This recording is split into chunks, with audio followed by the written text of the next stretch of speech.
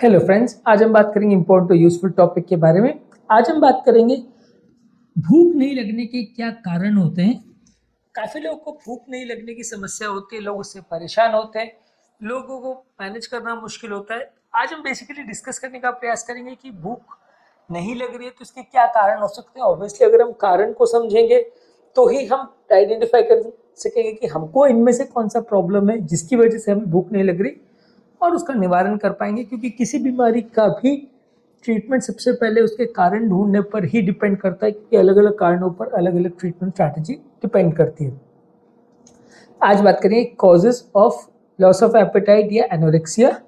Topic पर जाने से पहले जो लोग हमारे चैनल पर नए हैं उन्हें रिक्वेस्ट करूँगा कि चैनल को सब्सक्राइब करें, वीडियोस को ज़्यादा से ज़्यादा लाइक और शेयर करें।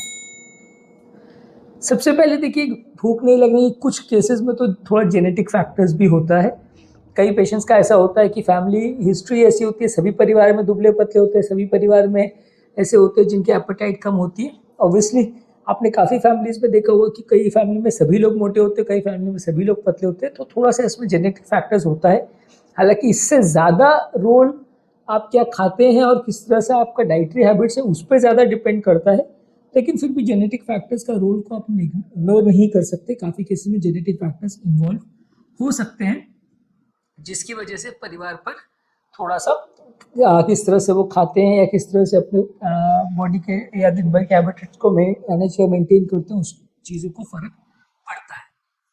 इसके अलावा साइकोलॉजिकल फैक्टर्स हो सकते हैं।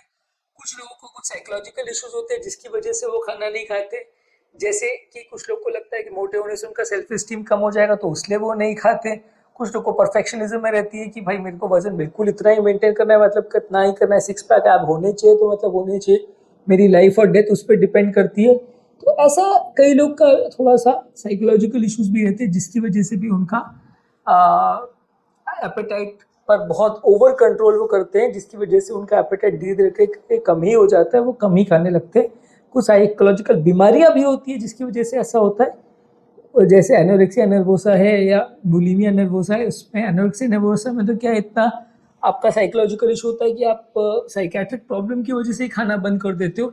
मन में इतना ज़्यादा डर हो जाता है कि मैं मोटा हूँ तो कोई मुझे बुरा बोलेगा, इसकी वजह से आप खाना ही बिल्कुल कम कर देते हो। बुलिमिया नर्वोसा में तो ये होता है कि आप इतना ज़्यादा डरते हो कि आपका वजन ना बढ़ जाए, कि इसलिए आप खाना खाने के बाद इंड्यूस कर करके वॉमिट करवाते हो ताकि वो पूरा खाना बाहर आ जाए। तो इसको बुलिमिया नर्वोसा बोलते हैं। ऑब्वियसली ये दोनों बीमारियां हैं और उसमें कंडीशन और ज़्यादा बिगड़ जाती है, सुधरने के बदले आदमी दुबला नहीं उल्टा मैलनरिश्ड हो जाता है। तो वो फ़र्क है। लेकिन हाँ, ये साइकोलॉजिकल बीमारियों में भी ऐसा हो सकता है। कुछ बायोलॉजिकल फैक्टर्स पर भी डिपेंड करता है, जैसे कि ब्रेन का जो आपका एपेटाइट कंट्रोल करने वाले सेंटर्स हैं, वहाँ पे सेरोटोनिन, डोपामिन और नॉरएपिनेफ्रिन ये रिसेप्टर्स काम करते हैं, जो कि पेशेंट के हंगर और सैटिस्फैक्शन सेंटर्स को कंट्रोल करते हैं। अलग अलग हार्मोन्स के रिसेप्टर्स का इम्बैलेंस या कम ज़्यादा होने की वजह से किसी का एपेटाइट कम, किसी का एपेटाइट ज़्यादा हो सकता है। तो वो फैक्टर्स भी कई बार हमारे कंट्रोल में नहीं रहते, लेकिन हाँ, उसकी वजह से भी, हार्मोनल इम्बैलेंस की वजह से भी किसी की एपेटाइट ज़्यादा, किसी की कम होती है। कुछ लोगों का डाइटरी टेंडेंसीज ऐसा होता है या डाइट करने का टेंडेंसी ऐसा होता है जिसकी वजह से वो अपने एपेटाइट को इतना ज़्यादा रिस्ट्रिक्ट कर लेते हैं, जिसकी वजह से उनका लॉन्ग टर्म एपेटाइट या खाने का आदत ही कम हो जाता है, भूख लगना ही कम हो जाता है। ये डाइट रिलेटेड बिहेवियर या डाइट रिलेटेड डिसऑर्डर्स होते हैं, जो ज़्यादातर सोसाइटी के प्रेशर या फैमिली और फ्रेंड्स के प्रेशर्स की वजह से होता है।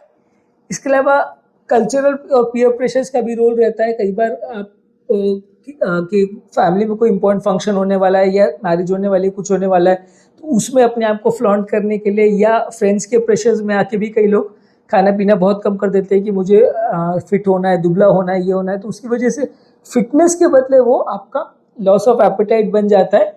ये भी एक साइकोलॉजिकल इशू है, और कई बार ओवर इसका में अगर कोई शिकार हो जाए तो बहुत ज़्यादा वेट लॉस भी हो जाता है और वो पेशेंट मैलनरिश्ड में चला जाता है। इसके अलावा लाइफ के कुछ ट्रॉमेटिक इवेंट्स की वजह से भी हो सकता है। कई बार किसी की फैमिली में कोई डेथ हो जाए, किसी की फैमिली में कोई रिलेटिव के साथ कुछ प्रॉब्लम हो जाए तो खाना पीना छूट जाता है। ऑब्वियसली इस पॉइंट ऑफ टाइम में कुछ दिनों तक सबके लिए ऐसा होता है कि कोई फैमिली में डेथ हो जाए या दुख हो जाए तो लोग का खाना पीना कम हो जाता है, पर कुछ कुछ लोगों में और ज़्यादा लंबा भी चलता है और लोग कई हफ्तों तक या महीनों तक या सालों तक भी खाना पीना बहुत कम रखते हैं, जिसकी वजह से बहुत ज़्यादा दुबले पतले हो जाते हैं, मैलनरिश्ड हो जाते हैं और लॉन्ग टर्म प्रॉब्लम्स हो जाती है।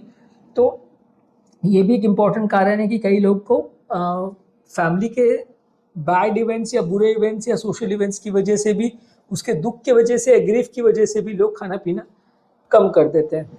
इसके अलावा कुछ एथलेटिक डिमांड्स की वजह से भी कई लोग ऐसा करते हैं कि एथलेटिक इश्यूज़ की वजह से, या किसी को कोई जिम या स्पोर्ट्स या इस तरह की चीज़ों में जाना है, तो वो भी अपने एपेटाइट को ओवर कंट्रोल करने की कोशिश करते हैं, जिसकी वजह से उनकी बॉडी का वेट लॉस हो जाता है और उनका एपेटाइट लॉस हो जाता है। तो ये बेसिकली आज हमने बात करी कुछ साइकोलॉजिकल फैक्टर्स की वजह से, जिसकी वजह से लोगों का वेट लॉस होता है।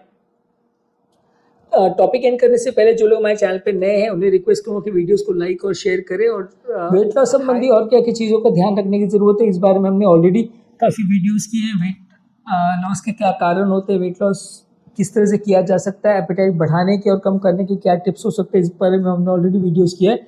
आप वो हमारे चैनल पर देख सकते हैं, और उनका लिंक मैं डिस्क्रिप्शन बॉक्स और कमेंट सेक्शन में छोड़ दे रहा हूँ। आप डेफिनेटली उन्हें चेकआउट करें तो फ़ायदा हो।